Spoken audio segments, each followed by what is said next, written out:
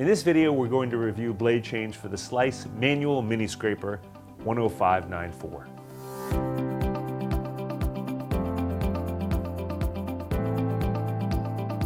Today we're talking about the Slice Mini Scraper, specifically the manual 10594 version. This product by default is ambidextrous. There is no special configuration for left or right-handers.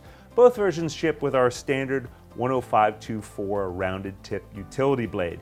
You could also use the 10523 serrated blade or the 10525 pointed tip blade.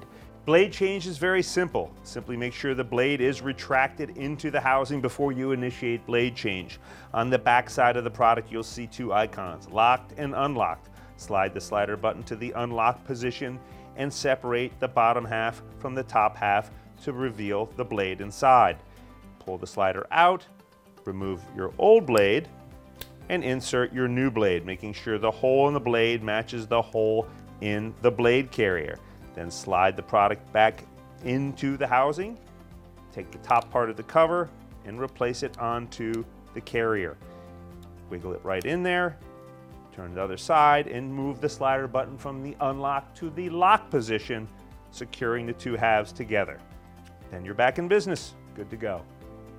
In summary, the Slice Mini Scrapers come in both the auto retract and manual versions. They ship by default with our 10524 rounded tip blade. They're ambidextrous by default. It's a great little product. I hope you enjoy it.